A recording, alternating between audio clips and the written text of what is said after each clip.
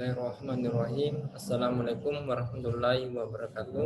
Alhamdulillah, pertama-tama marilah kita panjatkan puji syukur kehadirat Allah Subhanahu wa taala yang memberikan kita nikmat yang begitu luar biasanya. Karena nikmat tersebut saya masih bisa menjawab pertanyaan oleh Bapak Ardianto di Janggi SHMH. Dan tidak lupa kita kirimkan salawat beserta salam, semoga berlimpah curahkan Nabi besar kita Muhammad Sallallahu Alaihi Wasallam yang membawa kita zaman jahiliyah sampai zaman terang benderang seperti saat ini. Langsung saja, perkenalkan, nama saya Andi Muhammad Aprisal Setiawan dengan nomor stambu 040 2018 0077 dari kelas Hukum Kesehatan C18 yang dibawa oleh Bapak Ardianto di Janggi SHMH. Dengan saya ingin menjawab pertanyaan pada soal tindak lanjut mahasiswa pada ada di web kalan.umi.co.id dengan channel YouTube Bapak Dr. Ardianto di Janggi SHMH. Baiklah, saya menjawab pertanyaan yang pertama. Bagaimana kaitannya euthanasia dalam perspektif hak asasi manusia? Euthanasia bertentang hak asasi manusia, di mana tetap menyalahkan tenaga medis dengan mahal melakukan euthanasia karena hal tersebut merupakan pelanggaran hak asasi manusia, yaitu hak untuk hidup.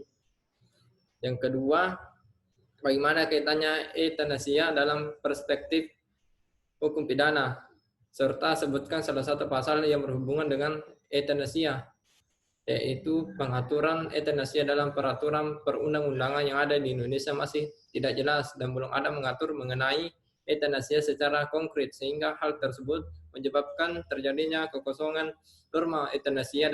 Adapun salah satu pasal yang berhubungan dengan euthanasia adalah 338 KUHP yang berbunyi barang siapa yang sengaja merampas nyawa orang lain mengancam karena membunuh dengan pidana paling lama 15 tahun. Baiklah, yang ketiga, bagaimana sebetulnya euthanasia dilihat dalam aspek cara pelaksanaannya.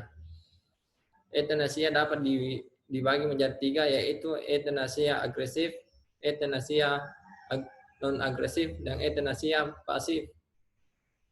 Yang pertama, euthanasia agresif disebut juga euthanasia aktif, adalah suatu tindakan secara sengaja yang dilakukan oleh dokter atau tenaga kesehatan lainnya untuk mempersingkat atau mengakhiri hidup orang lain. Yang kedua, euthanasia non-agresif, kadang juga disebut euthanasia otomatis, digolongkan sebagai euthanasia negatif, yaitu kondisi di mana seorang pasien menolak secara tegas dan dengan sadar untuk menerima perawatan medis meskipun mengetahui bahwa penolakan akan memperpendek atau mengakhiri hidupnya. Yang ketiga, euthanasia pasif dapat juga dikategorikan sebagai tindakan euthanasia negatif yang tidak menggunakan alat-alat atau langkah-langkah aktif untuk mengakhiri hidup seorang pasien.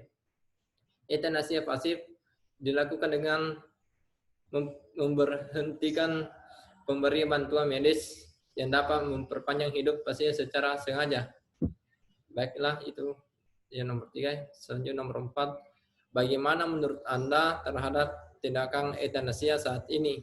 Belum diatur dalam hukum pidana dan kesehatan ke depannya.